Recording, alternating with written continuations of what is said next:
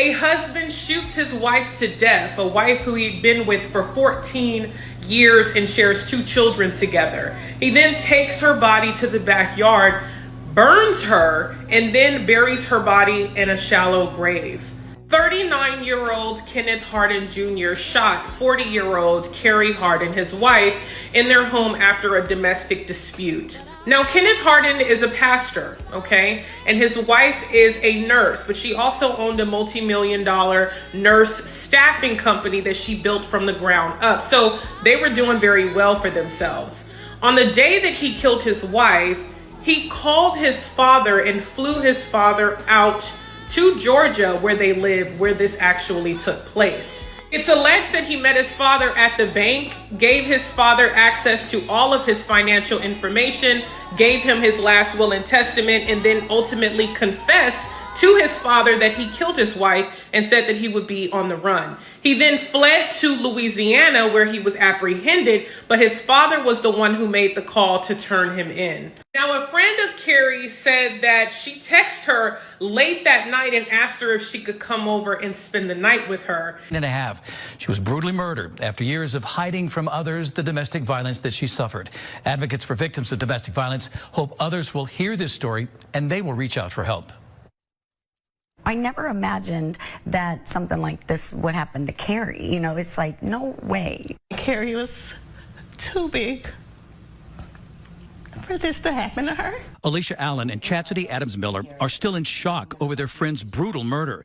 Carrie Hardin graduated from Fort Zumwalt South High School, became a nurse, and then built a multi-million-dollar nurse staffing business. So the most impressive thing about Carrie was she always wanted to improve on things. Carrie married Ken Hardin, and they moved to Georgia in 2020. But there had been a previous incident of domestic violence. Kenny had bust out the window to the bathroom to get to her and chased her down the road with a gun. I asked her mother why Carrie never left Ken. She wanted to keep her family together, and she believed that he would stop, that he wouldn't really harm her. From the couple's home outside of Atlanta, hours before her murder, Carrie texted her friend Alicia asking if she could come stay with her. I'm not going to call the police because, you know, I'm just afraid that something bad will happen out of it. And I just want to go to sleep. And I'm going to lay down and hopefully nothing happens. Carrie Hardin had taken a job at Cochran VA Medical Center and contacted a divorce attorney.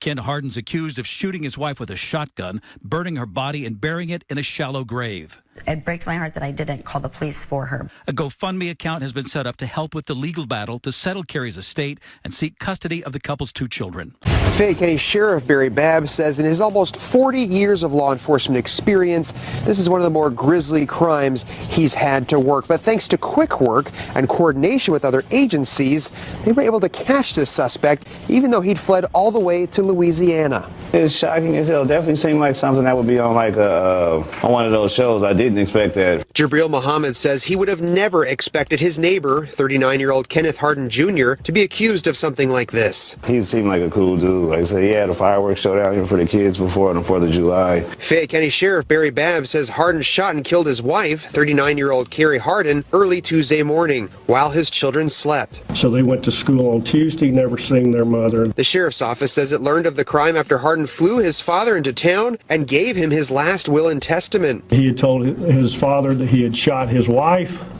and pretty much that he was now going to be on the run. Hardin's father called the sheriff's office, who began investigating. Babb says a license plate reader helped them track Hardin's car to a motel in Louisiana. A SWAT team there moved to take him into custody while they searched the large property for his wife's body. I got almost basically 2 calls at the same time that the cadaver dog located our victim, which was buried in a very shallow grave on the back part of the property, and at the same time that the St. Tammany Parish Sheriff's Office took him into custody without incident. Sheriff Babb says the body was partially burned. He says Fayette County investigators got on the first flight to Louisiana Thursday morning, where they've apparently had no trouble interviewing Hardin.